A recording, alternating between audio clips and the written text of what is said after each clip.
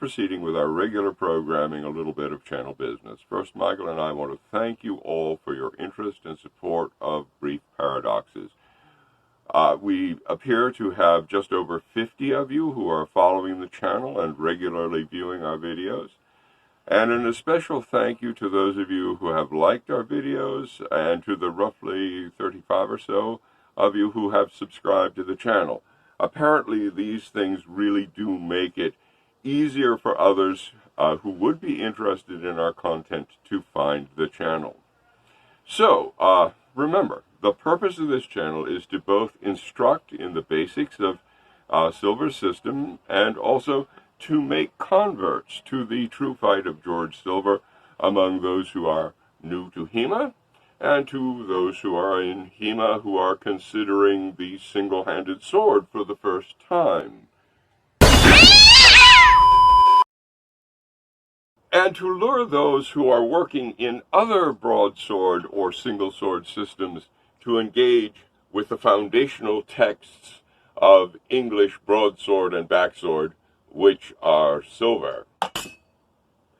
So, as a special incentive to subscribe, when we reach 50 subscribers, we will, or at least plan to, host a Zoom or Google meeting call for as many of our subscribers from as many time zones as possible that we can get onto it. We intend to record the call, possibly to live stream it to the channel, but in any case to make it available as a bonus episode. Thanks to the subscribers who have volunteered to make the logistics of this project work. If this comes off successfully, we will try to do something similar when the channel reaches other milestones. So, for now, if you have not subscribed, subscribe. If you are already a subscriber, we need 15 of your closest friends to also subscribe in order to reach our goal. Now, we return to our regularly scheduled program. Through judgment, you keep your distance. Through distance, you take your time. Through time, you safely win or gain the place of your adversary. Brief instructions upon my paradoxes of defense, Chapter 1, The Grounds. Distance. The separation between you and your opponent. C, close distance, wide distance, out of distance. From the glossary of Paul Wagner's Master of Defense. The second governor is measure. Measure is the better to know how to make your space true to defend yourself or to offend your enemy. Brief instructions upon my paradoxes of defense, Chapter 1, The Governors. Measure, first definition, your and your opponent's reach, taking into account your distance, your pace, the length of your weapons, the lean of your body, and so forth.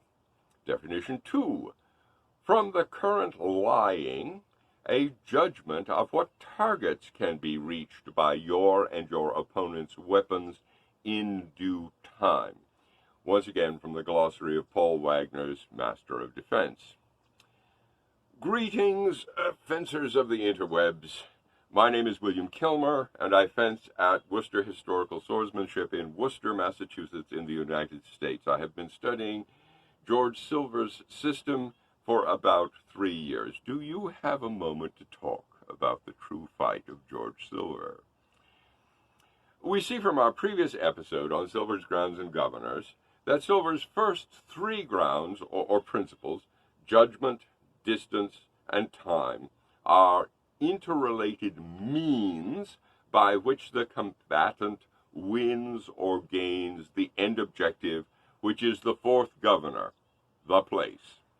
Now, what the place is and how it functions for Silver, linguistically and tactically, will be the subject of our next video.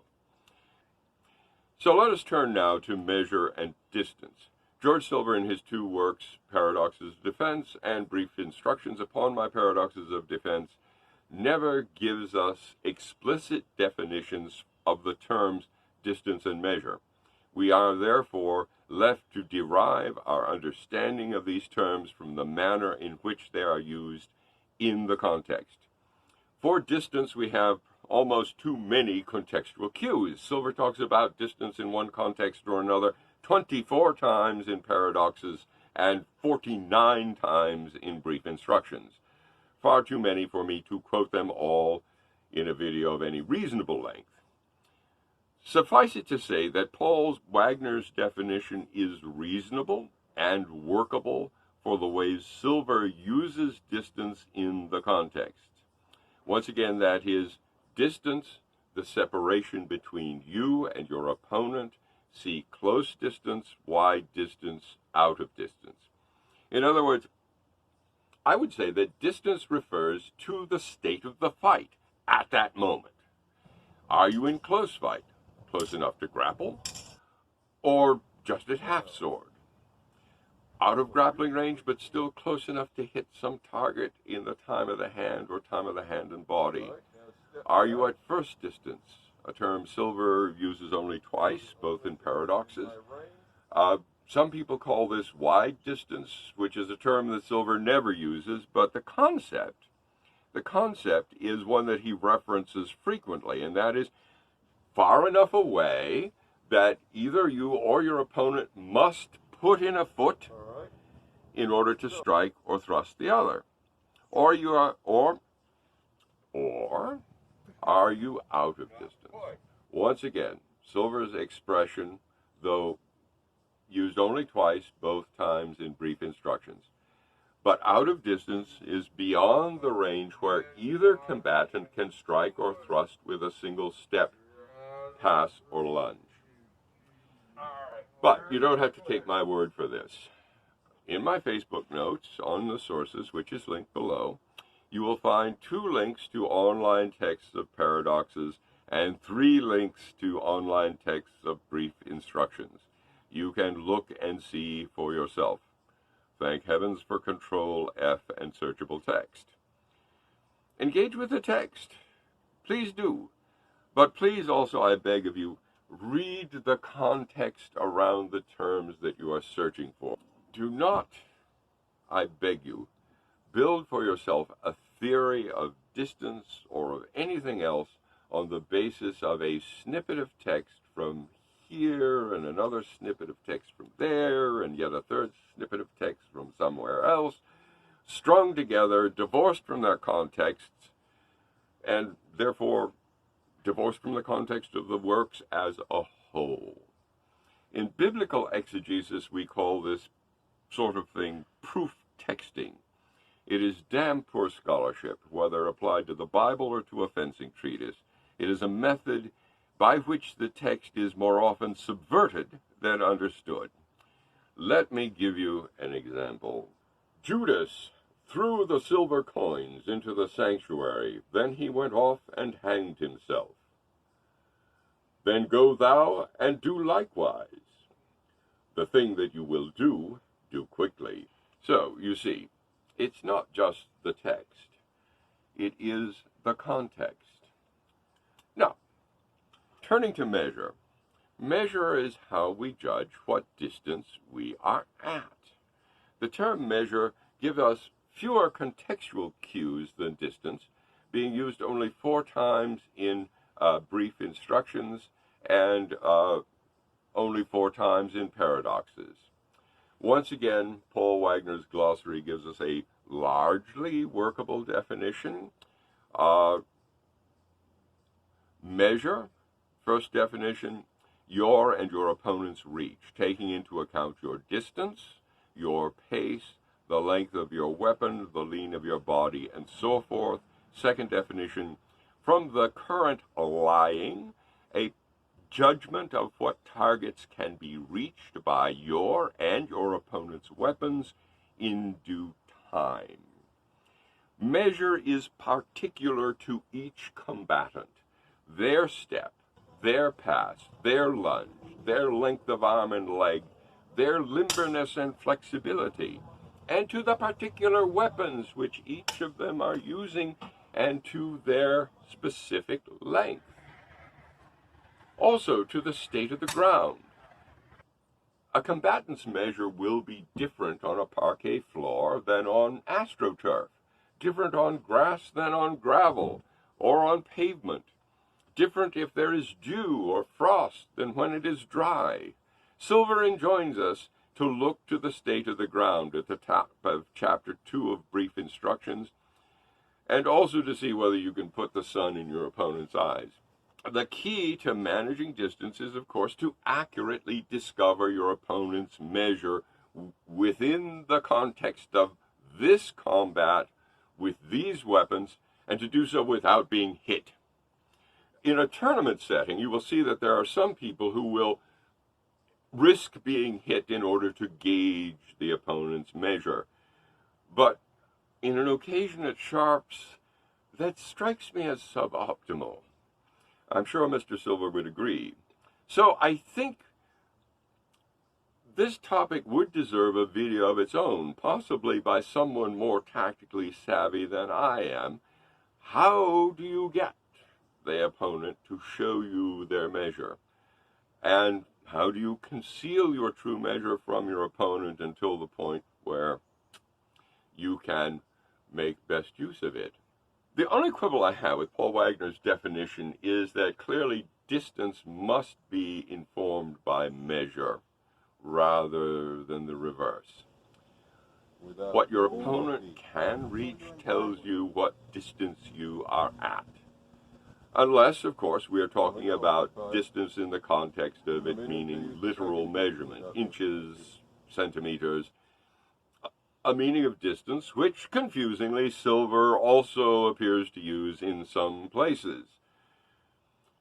At this point, let me recommend to you Paul Wagner's recent video on distance management, which is linked once again. They're in the description below.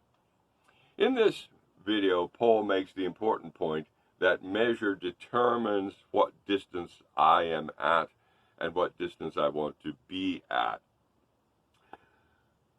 If my opponent is at close distance, if they can strike me in time of the hand, we are at close distance whether I can strike them or not, and vice versa. I do not necessarily agree with Paul about how eager Silver is to have you hanging about at half sword. I think Silver would much rather have you further away than have you remaining at the half sword for any length of time. But have a look, see what you think for yourself. I'll also recommend, while I'm thinking about it, another video of Paul Wagner's, this one on closing under guard in true times, which is also linked in the description. Now, Silver's distinction between distance and measure gives us a way to think about how he intends us to use Governors 3 and 4, the twofold mind, which follow immediately after measure in the list of governors. The third and fourth governors is a twofold mind when you press in on your enemy, for as you have a mind to go forward, so you must have at that instant a mind to fly backwards upon any action that shall be offered or done by your adversary.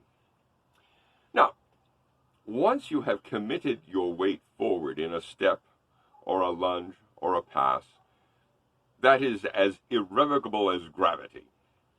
So, if the agent is interrupted after this point, the options are limited. Thus, the agent must anticipate being interrupted. This is having that twofold mind. Prepare for the interruption. Create decision points in the agent's closing at which the agent can reverse their direction or change their direction. Now, my thanks to Keith Farrell for his class at the Iron Gate Exposition of 2018, which was about finding the decision points in passing attacks, and which inspired much of my thinking on this subject. Unfortunately, I have been unable to find any video of Keith teaching this class at Iron Gate or anywhere else, so I'm not able to link anything for you. You will have to make do with Michael's and my demonstrations of the technique. This is based upon a clock face. If you are of a military background, your opponent is at your 12, your direct withdrawal is to your 6. Or if, like me, you have a background in scouting or sailing, you may prefer to think of a compass rose. Your opponent is due north, your direct withdrawal is due south. You practice the technique by working around the clock or boxing the compass. The key to creating the decision points is a slight hesitation at the point where the feet are level with each other, and a willingness at that instant to change and move in any direction, either to continue the attack, adjusting the line if necessary, or to escape the patient agents before and land in a posture either to strike, slip, or go back with equal facility. Once you can box the compass or go around the clock smoothly and with facility, then ideally you will have a partner who can call random numbers or random compass bearings for you so that you can practice changing on the jump. You will find linked below a video of another class of Keith Farrell's on traditional lunge footwork in Highland Broadsword, where he demonstrates a way of creating a bit of a decision point in a lunge sequence. The sound on this video is crap. I apologize, but if you can put up with it, I think you will find it rewards your time. Part of Keith Farrell's point in this training is that once committed, all the combatant can do, if interrupted by a before, is ward as best they can and then bounce out as quickly as possible. Something which, in my view, we fencers practice entirely too little, at least in my experience. Getting out of distance, especially in systems where the lunge is fundamental, is something that's just not worked on. The instructor is eager to see how well you have lunged. Have you landed on balance? And so you freeze there while the instructor walks about the class looking to see if anybody is needed to shift their foot. I regard this as fundamentally bad practice and anti-silver. A fencer should train as they wish to fight. So Silver says, and so I believe. I've seen many hits scored on fencers who lunged beautifully and then failed to recover. I've scored some of those hits myself and been scored on because I am as liable to this as anybody else. Better far that the student be trained to always recover immediately and then land on balance and prepared instantly to slip or traverse or to renew the attack. And so, with that, we are at the end of episode 4, Silver's Distance and Measure. Once again, like, comment, subscribe, help other people find us, and watch for our episode at Silver's Place coming up. See you on the flip side. Going to help me with this? Yeah.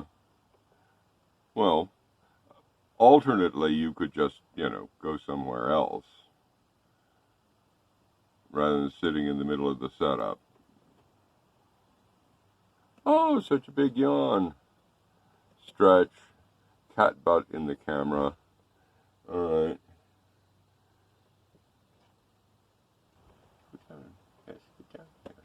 Attaboy. Attaboy. All right. Could I persuade you to go and get something to eat for about 20 minutes? Could I persuade you to go and get something to eat for 20 minutes? This is the usual disclaimer. I have said elsewhere, I am not an expert. I am a student. And I have drawn heavily on the works of others to inform my understanding. First of all, of course, upon the works of George Silver himself, but also on the works of many instructors and scholars. And if I have drawn upon your work and you feel that I have misrepresented you, slighted you, misattributed you, or in any other way offended, please accept my apologies, let me know, and let me fix it as we go forward. You have been absolutely instrumental in improving my understanding of George Silver's True Fight. Any errors or omissions are, of course, entirely my own. Thank you. See you on the flip side.